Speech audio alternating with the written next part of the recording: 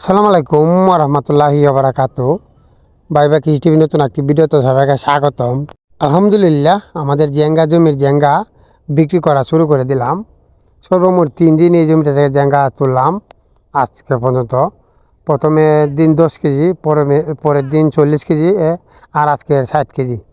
3 দিন এই জমিটা থেকে জেঙ্গা তুললাম আল্লাহর রহমতে। জেঙ্গা জমিটা অনেক সুন্দর, অনেক ভালো আছে মোটামুটি। এখন পর্যন্ত জেঙ্গার রেটও মোটামুটি অনেক ভালো। প্রথম দিন বিক্রি করেছিলাম 50 টাকা, 50 টাকা।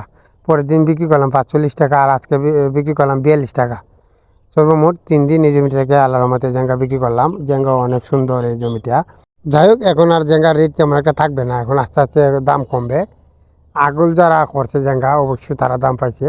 আমিও যদি আমাদের পানি সুবিধা না, পানি সুবিধা থাকতো তা একটু আগল করতে পারতাম, মোটামুটি ভালো রেট পাওয়া যেত। এতদিন জেঙ্গা 50 টাকা, 60 টাকা, 70 টাকা, 80 টাকা নিয়মিত বিকছে জেঙ্গা।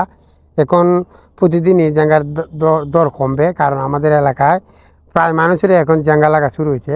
আর আমাদের এলাকায় জেঙ্গা প্রায় গিরিশই জেঙ্গা জমি করে থাকে।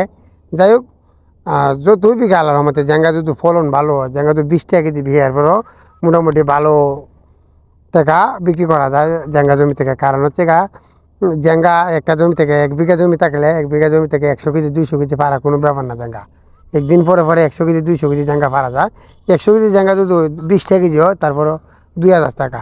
জেঙ্গা ফসলটা একদম মুরাদ একটা ফসল। আমাদের এলাকার প্রায় কৃষক ওই জেঙ্গাটা করে থাকে, কারণ এটা ভালো একটা মুরাদ দেয় এবং বেশি দিন বিক্রি করা যায়।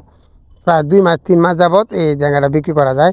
যাই হোক, আর চৈত মাসে যে জেঙ্গা রড আমরা রোপণ করি, চৈত মাসে যে রোপণটা করি, চৈত মাসের ভিতরে রুলে এই জেঙ্গাটা বেশি দিন বিক্রি করা যায়।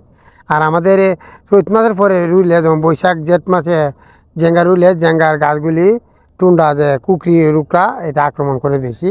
আর চৈত মাসে যে জেঙ্গাটা লাগানো হয় এটা মোটামুটি জেঙ্গা টুন্ডা ধরে কম, কুকরা রুকরা ধরে কম। যাই হোক, যে জেঙ্গা বারটা দেখতে পাচ্ছেন, এবারে আমার 60 কেজি বার। প্রায় আমি মোটামুটি বার বইতে পারি 70 কেজি 80 কেজি মতো বার বইতে পারি। তারপরও এখন আর তেমন একটা বার বই না, কিন্তু অনেকদিন পরে 60 কেজি বার লইলাম। তো ওজনে বার আমি লই না, অনেক কিন্তু ওজন। এই বারটা লই একদম আমাদের বাজারে যাইতে অনেক দূর। আমাদের এই জমিটা আমাদের বাড়ির পশ্চিম থেকে বাড়ি থেকে তারপরে বাজার, মানে অনেক দূর। তাই এই বারটা নিয়ে যাইতে অনেক কষ্ট হইতো। তারপরও কি আর করার, সকালবেলা 5টার সময় উঠিয়া জেঙ্গা জমিতে চলে গেলাম, জেঙ্গা ফাইরিয়া তারপরে বাজারে নিয়ে বিক্রি করলাম।